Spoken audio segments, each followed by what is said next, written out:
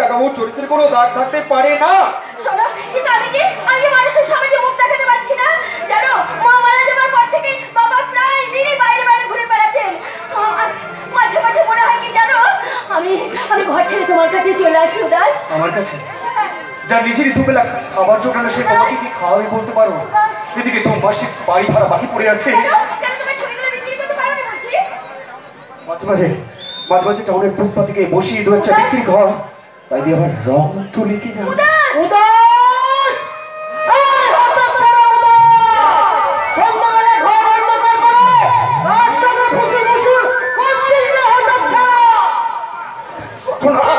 মাসি নিশ্চয় টের পেয়েছে। পালা পালা পালা রূপা।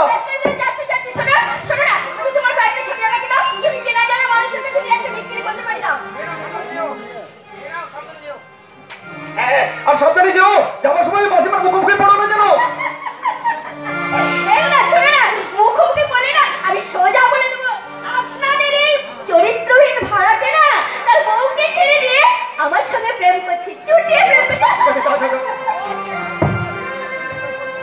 যারে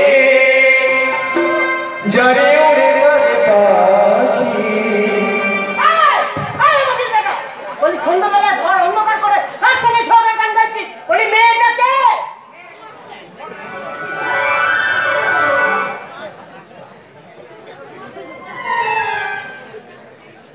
মেয়ে? কোন মেয়ে? কার মেয়ে? কোথায় মেয়ে? কোথায় মেয়ে? আবার তুই মানবতা সুন্দরীকে ঢপ দিবি? বলি কাকে ঘরে ঢুকিয়ে তার চরিত্র নষ্ট করছিলি রে হারামজাদা? বল মেয়েটা কে? একটা মেয়ে না মাসি, ওই ধূপকাঠি বিক্রি করতে এসেছিল, আমি না সঙ্গে তাকে দাঁড়িয়ে দিয়েছি। আবার ঢপ দিচ্ছিস? তুই এই মানবতা সুন্দরীকে আবার ঢপ দিচ্ছিস? এ বাড়িতেও সব রাসলীলা চলবে না। আর মিথ্যে কেউ বলা হয়ে যায়, প্রত্যেকটা ধর্মের সারকে ঘরে ডেকে এনে ঘর ভাড়া দিয়েছে। ওই দেখো পরকের আসার কাণ্ড দেখো, রাতের বেলা রোদ নেই বৃষ্টি নেই, ছাতা মাথায় দিয়েছে কেন? বাড়ির কাছাকাছি এসে মনে হলো মেঘের ডাক শুনলাম, তাই ছাতা খুলেছি। এখানে এসে মনে দেখলাম ওটা মেঘের ডাক নয়, ওটা মানে মানবতা সুন্দরীর মিষ্টি গলার আওয়াজ। স্বামীর কথা শুনে আজকে তোমার আদরের ভাড়াটিতে ঘরে মেয়ে মানুষের তুলেছে। তাই নাকি? বাবা বাবা বাবা, বৌমা এসে পড়েছে। এলে তো আমার হাড় চুড়াত। এই জন্য তোমাকে বলেছিলাম কোনো একলা পুরুষ মানুষকে ঘর ভাড়া দেবো না। তুমি ওকে জিজ্ঞাসা করো তো, বউ আসবে কবে জিজ্ঞাসা করো। জিজ্ঞাসা করো। হ্যাঁ বাবাজি, ওই বাড়ি ভাড়া নেওয়ার সময় তো বলেছিলে 1 মাসের মধ্যে বৌমাকে নিয়ে আসবে। এদিকে 6টা মাস হয়ে গেল, বৌমা আসছে না কেন? ওই আজ আসবো কাল আসবো বলে তো চিঠি লিখছে, কিন্তু আসছে না। জানেন আমার ওই বইয়ের মায়ের মানে আমার শাশুড়ি ভীষণ অচুক, জানেন ওই সমস্যা ভীষণ অচুক। ওই শোনো, মায়ের ওষুধ ভালো হলেই চলে আসবে। তুমি আমার দিকে না ওর দিকে? আমি হ্যাঁ, না আমি আমার এই মানবতা সুন্দরীর দিকে। হ্যাঁ, তাহলে শক্ত হয়ে বলো, কাল সকালের মধ্যে বৌমা না এলে ঘর খালি করে চলে যেতে। হ্যাঁ বলছো বাবাজি। হ্যাঁ মেসমশাই, 1 মাসের মধ্যে বৌমা না এলে। 1 মাস নয়, একদিন। একদিনের মধ্যে আমি রেডিমেড বলতে পারবো, তার চেয়ে এই বাড়ি খালি করে দিন, আমি চলে। বেটা, রাতের বেলায় মানুষ কুকুর বেলাকে ঘরে ডেকে এনে তোলে, আর তুই কিনা ঘর থেকে চলে গিয়ে গৃহস্থ অকল্যাণ করতে চা। এদিকে আয় বলছি। ছাদটা বেটা করে বেটাকে ঘরে তুলবো। 2 মাসের ঘর ভাড়া বাকি, আর পালিয়ে দিয়ে কি বেটা ওটাও মেরে দিতে চাও? ও টাকা আমি সুদে আসল আদায় করে ছাড়বো। আসল না পেলে সুদটা অবশ্যই আদায় করবো মাথায়। এসো ভাই, এসো আমার সব ভালো তো। হ্যাঁ মাথায়, তোমাদের দাওয়াত দিতে এলাম। কাল রাত্রে আমার বাসায় তোমাদের সবার ঈদের নেমন্তন্ন। এই ছোড়াটাকে সঙ্গে নিয়ে যাবে কিন্তু। নিশ্চয়ই যাবো।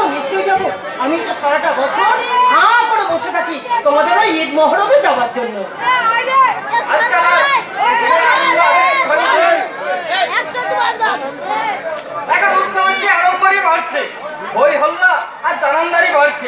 মেরাপেনে মাইক বাজিয়ে মিলাদ মাহফিল হচ্ছে, ওয়াজ হচ্ছে, মহরমের তাজিয়া দিনকে দিন বড় হচ্ছে।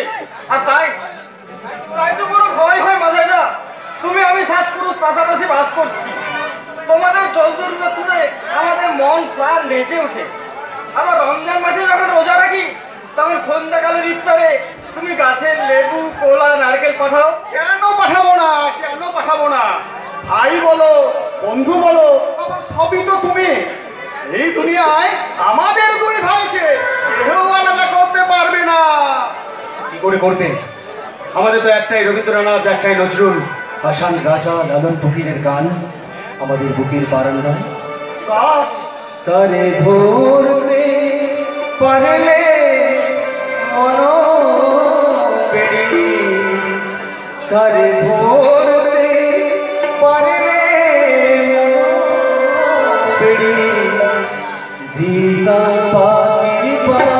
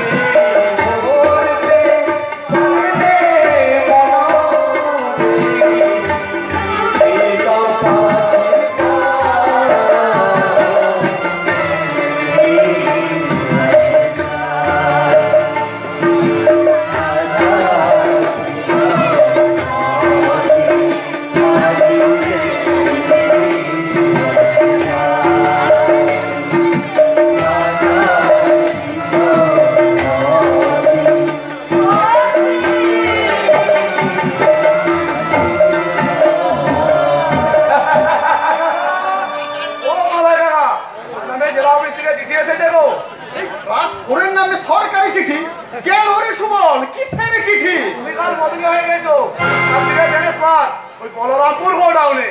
এই নাও চিঠি।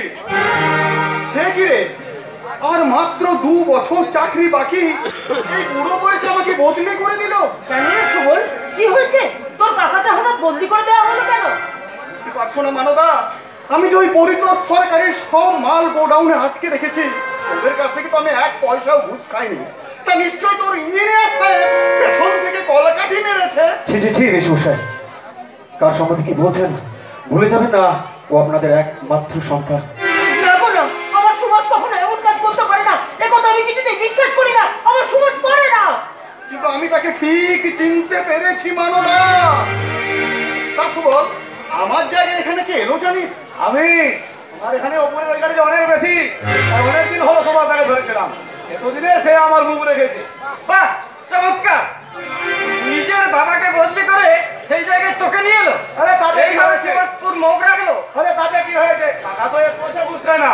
ওর মতন জুটিস্টির কাছে এই অফিসে যা, আরে বলরামপুরও তাই। তবু এত বড় অপমানটা যে হজম করা কিছুতেই যায় না রে সুবল। এতে মান অপমানের কি আছে? সরকারি চাকরিতে যে কোনো সময় বদলি হতে পারে। তাই বলে তুমি মাথার উপরে থাকতে তোমার বাবাকে অন্যায়ভাবে বদলি করে দেবে? অফিসের ব্যাপারে আমি বাড়িতে বসে কারোর সঙ্গে কোনো আলোচনা করতে চাই না বাবা। তোমার যদি কিছু বলার থাকে তুমি আমায় অফিসে গিয়ে একটা দরখাস্ত দিও। না রে না, একটা চোরের কাছে আমি বিচারের জন্য দরখাস্ত নিয়ে যাব না। আর তোর হুকুম মেনে নিয়ে আমি ওই বলরামপুরেও যাব না। আজ থেকে এই সরকারি চাকরি আমি ছেড়ে দিলাম। না মেশমশাই, না। এভাবে অন্যায়ের কাছে মাথা নত করে আপনি হেরে যাবেন না মেশমশাই। এই চিঠি নিয়ে আপনি আপনাদের ইউনিয়নের কাছে গিয়ে বিচার চাইবেন।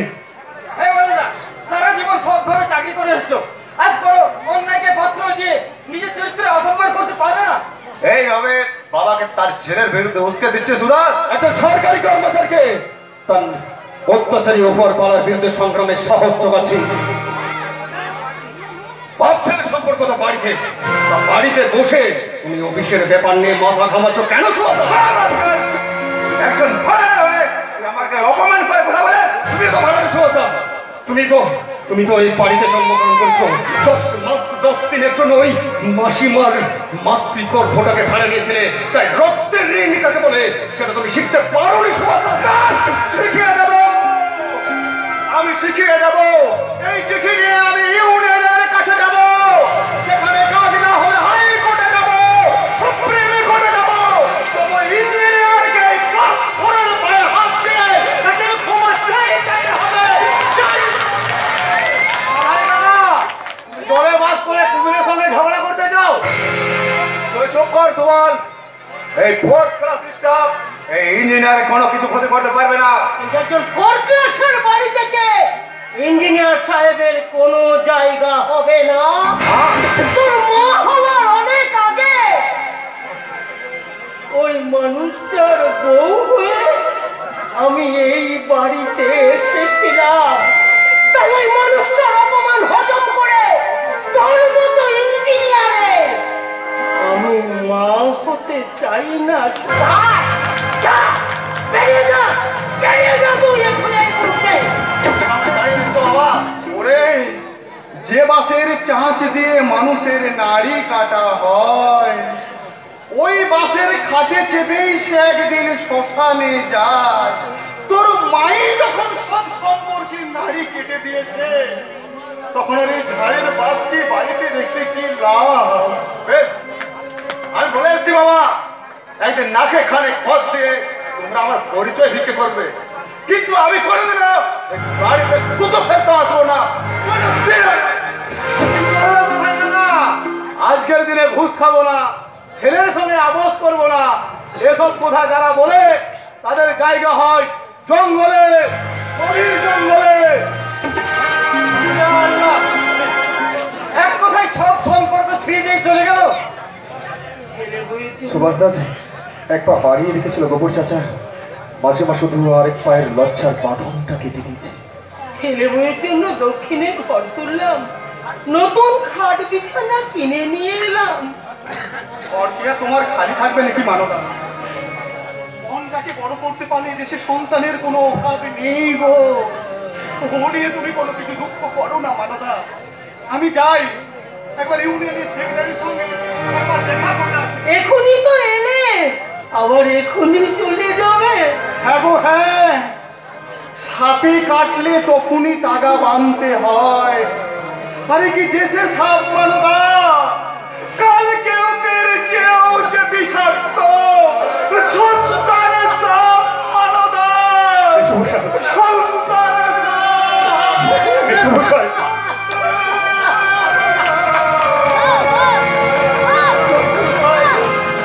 ভাবিজি, বড় আশা ছিল দুই বাংলা আবার এক হবে।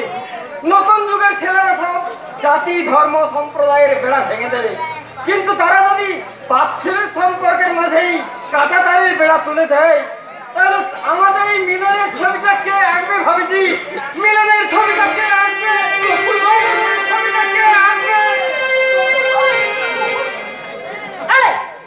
এই ছোড়া, তুই তো রঙ্গভঙ্গ দেখেই কাটিয়ে দিলি, তুই তো রান্না বান্না কিছু করলি না। আজ তুই আমার ঘরেই খাবি, সকাল সকাল খেতে আসবি কিন্তু। আর আমি তোদের মতো ছেলেদের জন্য রাত জাগতে পারবো না। তোরা যত সব অর্জুনানি বেইমানের দল, তোরা সব বেইমান।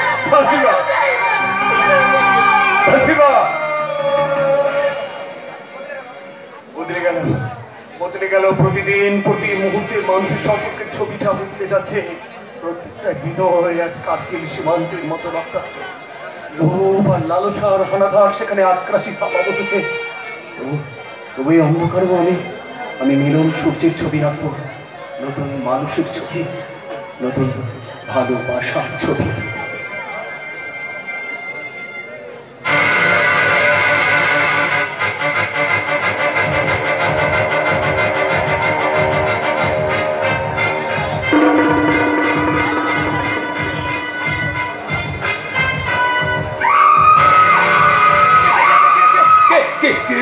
কে আপনি?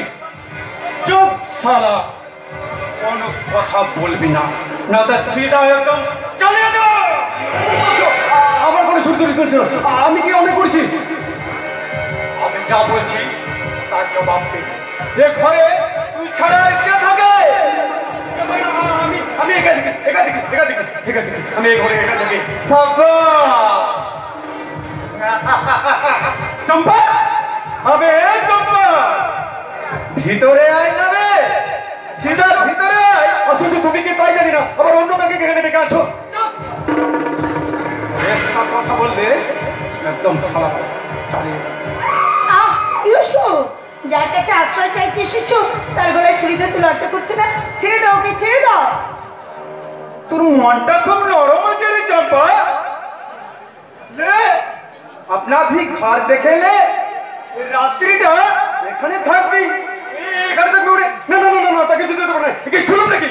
ফের মার চলেছিস শালা। এইসব খানের ওপর কথা চালাবি না। পুলিশের তরফে আজ এখানে ঢুকে পড়েছি, রাত্রিটাকে এখানে রেখে দে। আর সকালে এসে ওকে নিয়ে আমি হাওয়া হয়ে যাবো। তুমি বুঝতে পারছো না ভাই, আমি এই ঘরে ভাড়া থাকি। এখানে একটা মেয়েকে মানুষকে আমি থাকতে দিতে পারি না। কেন? আমি কি বাঘ ভালুক না ভূত পেতনি যে আপনাকে জ্যান্ত গিলে ফেলবো? চুপ করুন। তাই বলে একজন ভদ্র মহিলার সঙ্গে একা এক করে আবে চিকনা, আমাকে সালা ভদ্রলোক চিনাবি না। আমি যা বলছি। ইউসুফ, মাথা গরম করো না, আমি ওকে বুঝিয়ে বলছি। এই যে শুনুন, আরে শুনুন না মশাই, এই যে দেখছেন ইউসুফ, এই কিন্তু হাসতে হাসতে মানুষ খুন করতে পারে। তাই বলছি অযথা আমাদের সঙ্গে ঝামেলা না বাড়িয়ে আমাদের সঙ্গে একটু মানিয়ে চলুন। তাছাড়া একটা মাত্র তো রাতের ব্যাপার। আমি আপনাকে কথা দিচ্ছি, আপনার চরিত্র আমি নষ্ট করব না। চুপ করুন আপনি, চুপ করুন। রাত্রিবেলা একটা ভদ্রলোকের বাড়িতে ঢুকে আবে চিকনা, আমাকে সালা ভদ্রলোক চিনাবি না। আমি যা বলছি তা মন দিয়ে শোন। এই মেয়েটাকে এখানে রেখে দিলাম। যদি পুলিশকে খবর দিয়েছিস বা একে ধরিয়ে দেওয়ার চেষ্টা করেছিস, তাহলে কাল সূর্য ডোবার আগে শালা লাশের ঠিকানা লাগিয়ে দেবো। ইয়াদ রাখে, আমার নাম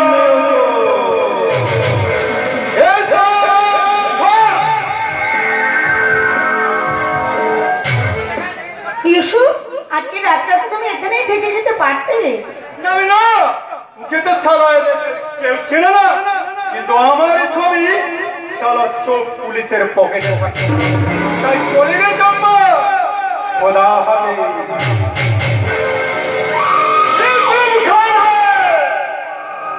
শালা ঝোঁকেগা না।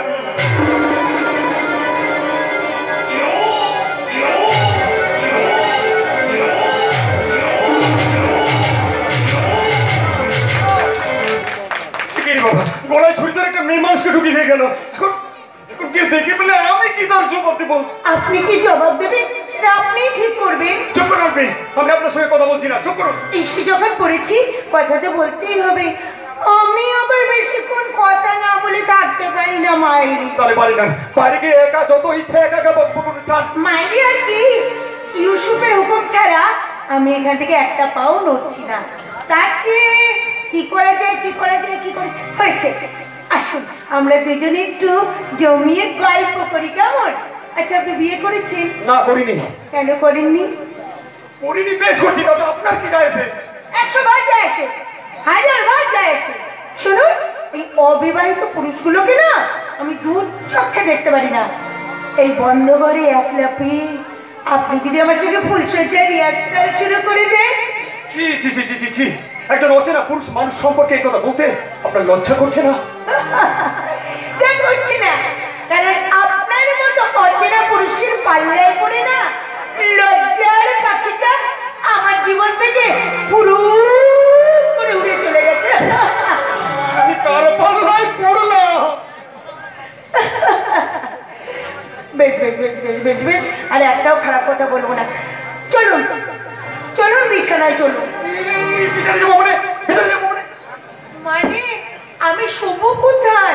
আমার বিছানাটা দেখিয়ে দেবেন, চলুন। আমার মাথায় শোন, মাথায় মাথা। এই যে মশাই, মেয়েদের একদম সহজে মাথায় তুলবেন না।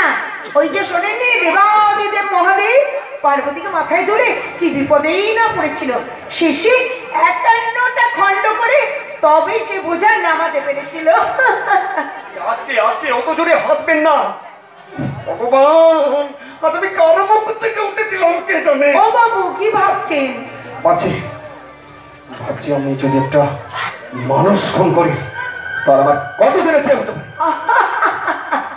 বাপরে বাপ, আপনাকে দেখে মনেই হয় না যে আপনি এত রাগী মানুষ। আপনাকে দেখে তো বোঝা যায় না যে ভিতরে ভিতরে আপনি একটা। কি হলো? খারাপ কথাটা বলতে ভদ্রদের লাগছে বুঝি? তাহলে শুনুন, আমি বলি, আমার এই সাজানো চেহারার আড়ালে আমি আসলে একজন ভাইজি। ভাইজি? হ্যাঁ ভাইজি, আমার নাম চম্পা বাই। চম্পা ভাই? এক মাস আগে ইউসুফ আমাকে মুম্বাই থেকে কিনে নিয়ে এসেছে। কিনে নিয়েছে? কার কাছ থেকে? একদিন জবাই করবে বলে এই মুরগিটাকে যারা খুব যত্ন করে পুষেছিল তাদের কাছ থেকে। কিন্তু আপনার মা বাবা? ভাইজিদের তো মা বাবার পরিচয় জানা থাকে না বাবু। একজনকে মা বলে ডাকতাম, কিন্তু আজও জানি না সে আমার সত্যিকারের মা নাকি সে আমাকে কারো কাছ থেকে কিনে এনেছে, যেমন ইউসুফ আমাকে কিনে এনে মুম্বাই চালান করে দিচ্ছে। আপনি কেন যাচ্ছেন তার সঙ্গে? কেন পালিয়ে যাচ্ছেন না? কোথায় পালিয়ে যাব বাবু?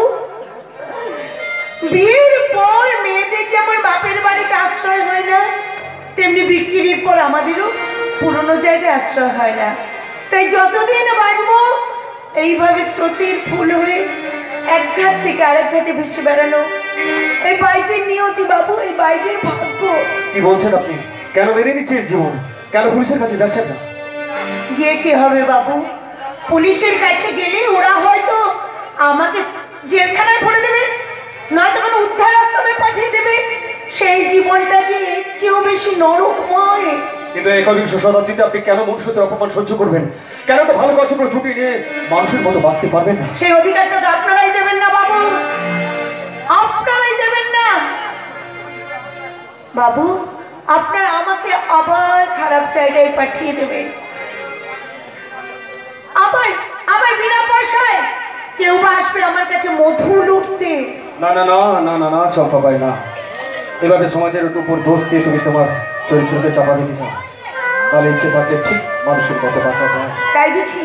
যাই বাবু, তাহলে আপনি কি পারবেন আপনার এই সুন্দর ছোট্ট সাজানো গোছানো ঘরটায় আমাকে একটুখানি আশ্রয় দিতে? আপনি কি পারবেন আমার স্মৃতিতে সিঁদুর পরিয়ে আপনার স্ত্রীর মর্যাদা দিতে? বলুন বলুন বাবু, পারবেন পারবেন পারবেন? না না চম্পা ভাই, না। আমি তো কিছুতেই পারবো না চম্পা ভাই। আমি আবার ভুল স্বীকার করছি। তাই তো বলছি বাবু, বুঝবে না, বুঝবে না কি যে মনের ব্যথা। অন্ধকারে অন্তরে থাকে যে সোনা সবাই জানে তার কথা। বুঝবে না কেউ, বুঝবে না কি যে মনের ব্যথা। অন্তরে অন্তরে থাকে যে সোনা সবাই জানে তার কথা।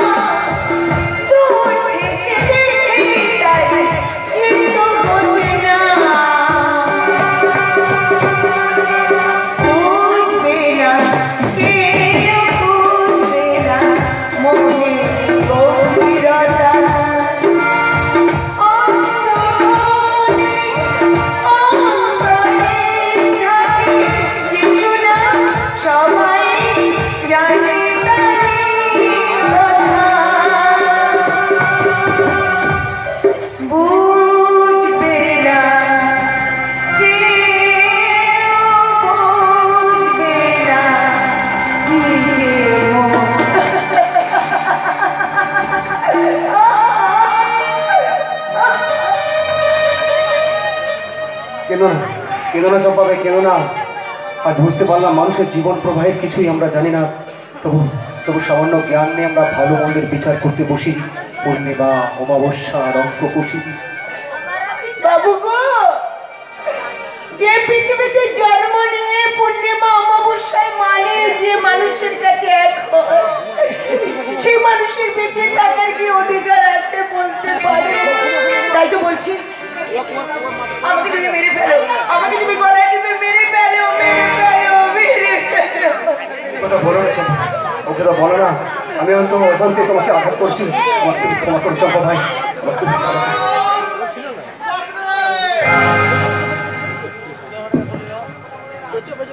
ইউনিয়নের সেক্রেটারির সঙ্গে কথা বলে এলাম, বুঝলি? আরে এ কে? কি রে, চুপ করে আছিস কেন? বল, উত্তর দে। মানে এই ট্রেনটাতে এসে হাজির হয়েছে। কে? বৌমা! আরে আরে আরে, দেখো দেখি কাণ্ড। এই 10টার ট্রেনে এলে বুঝিবা? বাবা বাবা বাবা বাবা বাবা, মানবতা! আগে আমার কথাটা শুনুন মেশমশাই, আগে আমার কথাটা শুনুন। বৌমা এসে গেছে, আর তোমার কোনো কথা নয়, এবার শুধু বৌমার কথা শুনবো, বুঝলে বৌমা? আমি হচ্ছি মাধাই মন্ডল, ক্লাস 4। এই যে মানবা, তুমি তো আমার ছেলেটাকে দিন রাত বঞ্চনা দেখে, এই দেখো বৌমা নিজে থেকে এসে হাজির হয়েছে গো। ওই, ওই, ওই যে, ও মা, কি কাণ্ড! তুমি একটা খবর দিয়ে আসবে তোমার, এই ছোটটাকে স্টেশনে পাঠাতো। ও মাসি, মাসি আমার কথাটা শুনুন মাসি। চুপ কর, চুপ কর, বাবা, চুপ কর। কথা কথা বলো।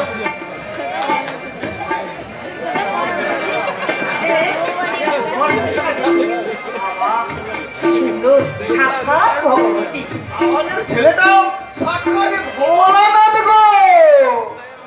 কিন্তু মানবা, খালি হাতে বৌমার মুখ দেখতে নেই যে। আমাকে শিখিও না, বুঝলে? আমাকে সব শিখিও না।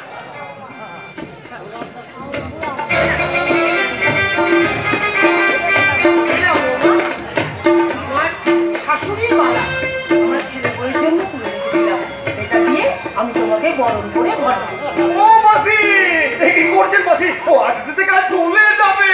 এটা দিলে তবে তো যাবে, একবার যখন পেয়েছি তখন সহজে ছাড়ছি না।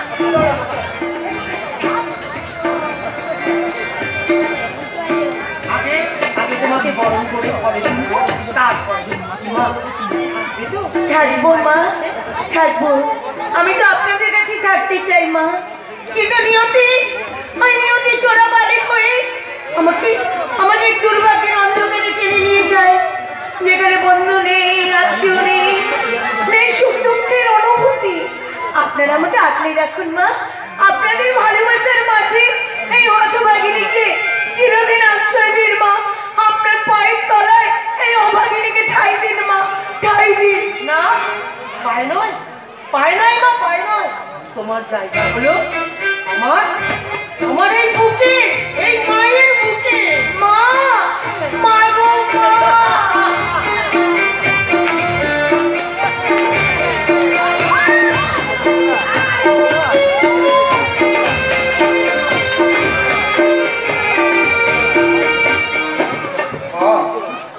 বাবা, না না না, এই শব্দ দুটো আর আমার কোনো বাসি সুর টেনে আনে না, ওরা আমার কেউ নয়।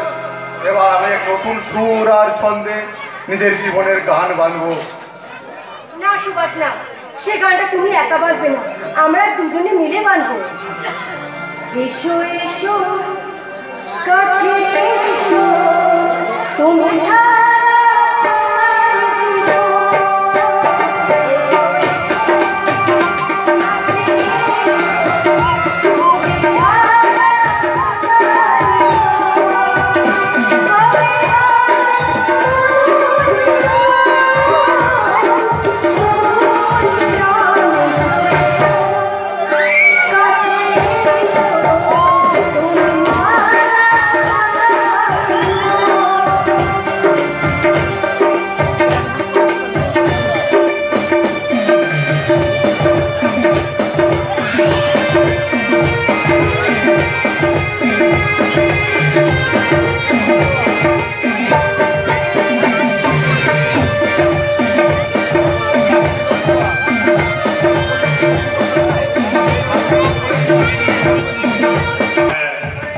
আমি অনেকদিন ধরে